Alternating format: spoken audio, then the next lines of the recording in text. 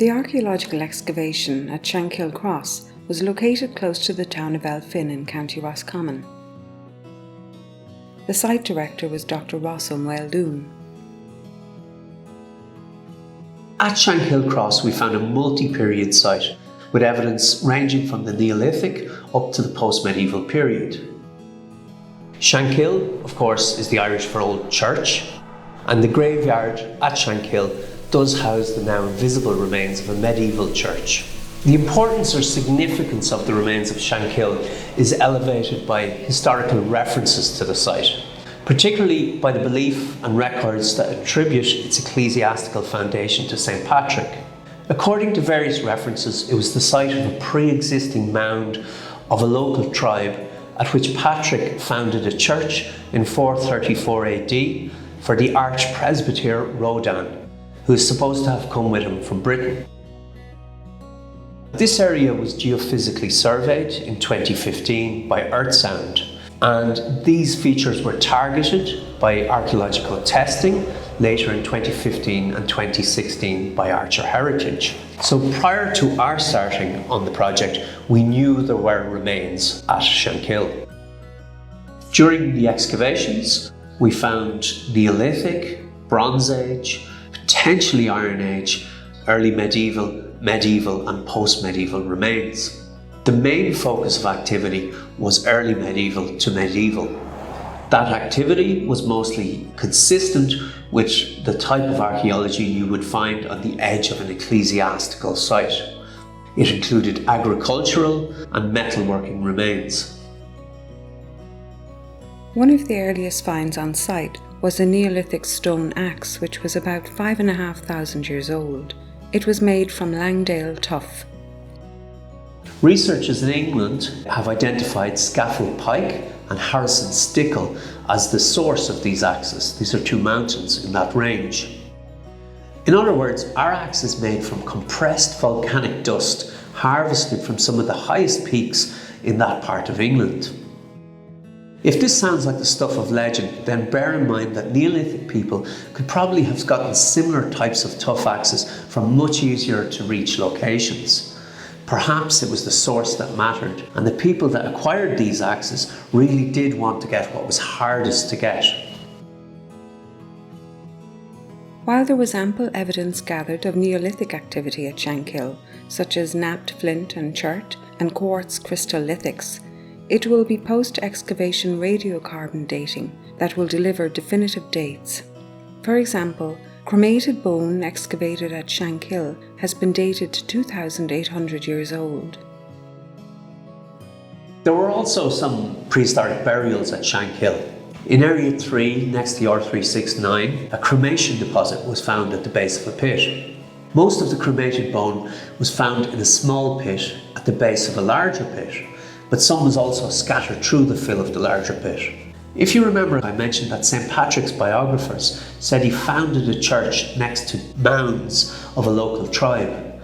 Prehistoric burials like this would support the likelihood that there were mounds like this at Shankill and perhaps match up with historical records in some way. If the identification of Shankill as Shankill Donal from the literature is correct, we would expect to find the type of material typical of an early monastic centre, or at least the archaeology you would find on the periphery of one.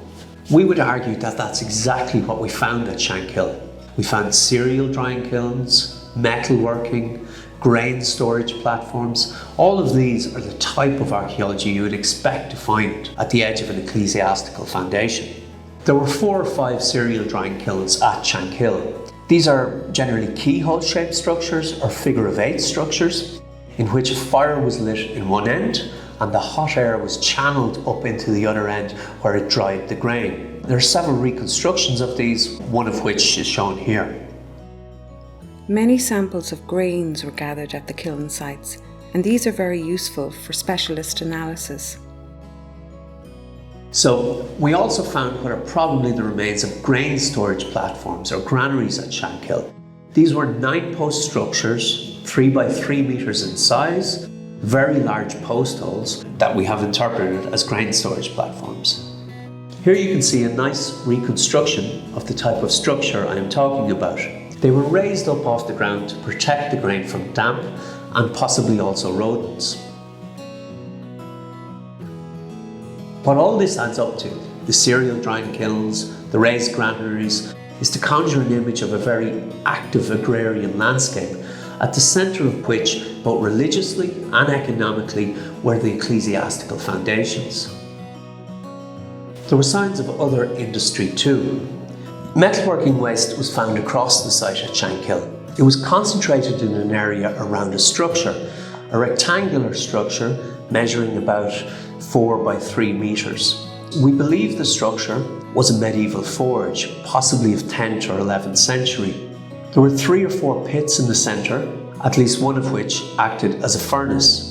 The others may also have been used for metalworking, and a post hole in the base of one we believe to have served as an anvil base. We believe that both iron and copper working may have taken place in the forge. This supposition is supported by fragments of crucibles and possible mould fragments. So this is one of the crucible fragments from Shankill. You can see here that there's a little foot or possibly a clamp on one side of it. There are good parallels for this from the high status Scramoge site at Lagore in County Meath. This is for melting fine metals, possibly copper and copper alloys, but also possibly finer metals such as silver or gold. You can see the colour on this side and the bubbling where the minerals have come to the surface when it was superheated. This combination of iron, copper and perhaps even finer metalworking at Shankill might suggest exciting ecclesiastical objects such as bells were made at Shankill. Other finds at Shankill include shale and lignite bracelets, one of the most ubiquitous of find types from Irish medieval sites. A lot of them originate from the ditches and a few also from structures. Most of the fragments of the shale and lignite bracelets from Shankill are fragments of broken bracelets. But this appears to be an unfinished fragment, and if so, is evidence of production at Shankill. There were plenty of animal bones also found at Shankill. Included among these were several medieval dog skeletons, at least one of which was placed in the foundation deposit in the slot of a structure. Analysis of these may help us to look at the emergence of different dog sizes, or perhaps even breeds. Recently, radiocarbon dates have been returned on a dog scapula found at Shankill, which is 860 years old, and on a fragment of dog skull, which is 1,275 years old. There were also 2 medieval burials. Both were of females. One was elderly and the other relatively young. This individual, the older female, was buried supine, lying on her back. At some point shortly after her burial, it was disturbed and someone lifted up and put back her femur upside down. This was done when there must have been some connective tissue still attached, because the patella or kneecap was in the correct position relative to the upside down femur. There were also later medieval finds at Shankill. There was a 13th to 14th century thimble for sewing, possibly for regular garments, but also possibly for ecclesiastical garments. There were beads of a later medieval date, glass and ceramic, pottery, German stoneware, fragments of a Bellarmine jug from the 16th to 17th century. So at Shankill, we found evidence including agricultural and industrial activity that is consistent with what one would expect on the periphery of an early monastic and later ecclesiastical site. We found earlier prehistoric remains that included prehistoric burials, such as one would expect to find near mounds marking the territory of a tribe, such as mentioned by St. Patrick's biographers. Perhaps most excitingly, we found a site where ecclesiastical objects may have been produced, helping connect the traditions of the very early St. Axicus, St. Patrick's copper worker, with the later production of objects like the Cross of Cong in Roscommon. It is now at the end of the dig that the specialist analysis begins. Hundreds of samples of soil, metalworking waste, animal bones, human remains, and hundreds of objects were gathered, and these will be cleaned and analysed by experts. Recent radiocarbon dating from the human burials at Shankill, for example, have dated them to be approximately 1,200 years old. Though the site itself has been backfilled and returned to grass, the story of Shankill will be ever more deeply revealed as post-excavation work continues.